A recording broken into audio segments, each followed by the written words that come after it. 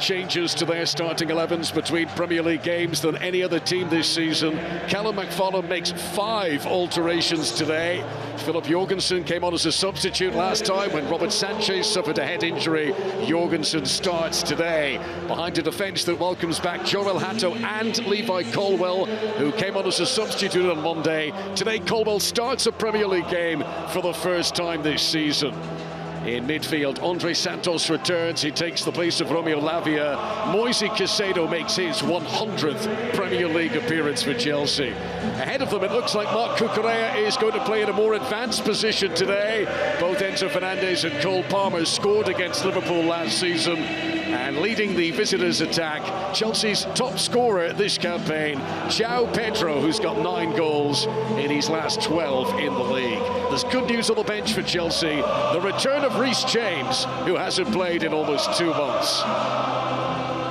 Well, Arne Slot makes 3 changes to the Liverpool team that started their defeat to Manchester United at Old Trafford last weekend. One of the alterations is in goal, the return from injury of Georgi Mamadashvili, who missed the last 2 games with a knee injury.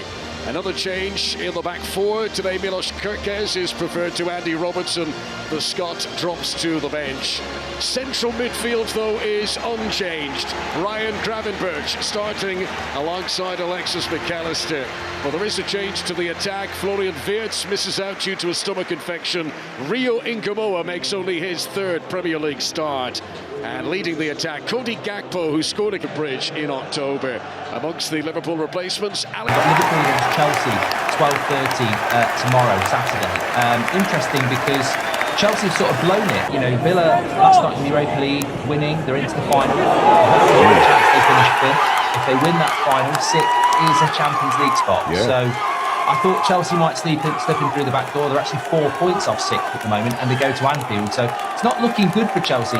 They must win, though. They have to win. They have to win. I'm going to go with a draw in this one.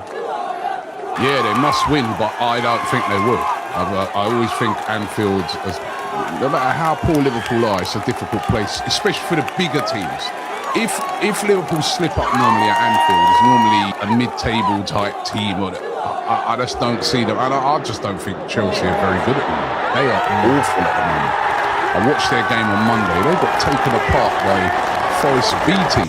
I'm going Liverpool win. Yeah, can understand that. Slot obviously under a little bit of pressure. Looks like he's going to stay though, so we just need to win games like this. And Chelsea, that's sad. That's bad. Not getting Champions League. It's not sad when it's up for 6th.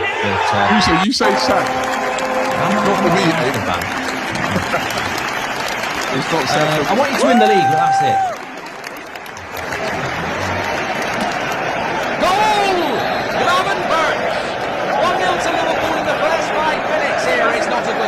Chelsea. It's not a good start at all, but it is a good start for Liverpool. I think he's been a bit below par this season, Gravenberch, but that is nothing below par. An absolute banger, smashes it in, and Liverpool are leading.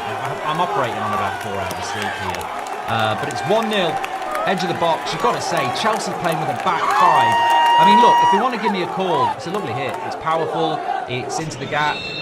He's took it really well. But look, you know what? As a manager that begrudgingly is having to part the bus in Baller League to get results, and fair play to the players, they're doing a great job. It's not really the way we want to play, but they're very good at it.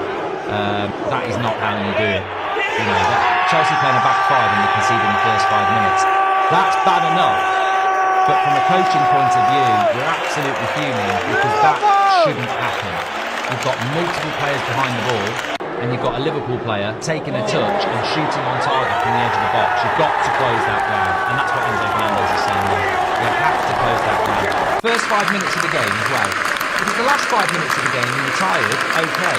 First 5 minutes of the game, you're not closing people down on the edge of the box. Poor.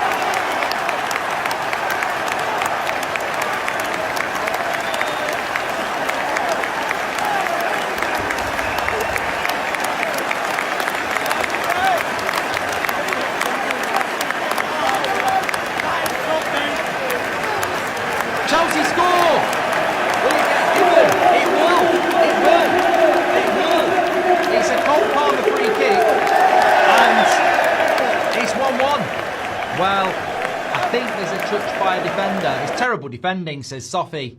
Nothing the goalkeeper can do. Cole Palmer curls it. It's gone right in the bottom corner, but he's not shooting. He's putting the cross in. So Enzo Fernández takes it. They're all onside. Well, it goes straight in. So unless it's an indirect free kick, which I don't think it was. I never understand the indirect free kick rule anyway. I don't think there's a touch on the ball. Someone in the chat says, was it indirect? If it's indirect, that's not a goal. But I don't know what you get indirect free kick. Does anyone know what you get an indirect free kick for? That's gone straight in from Enzo Fernández, basically. Fortuitous, in the sense that he's crossing it, but in a way, that's what it's meant. That's a good cross, isn't it? Because if no one touches it, it goes in. Goal's been given anyway, so it must have been a direct there. A pass back is an indirect free kick. You used to get indirect free kicks in the 80s as well.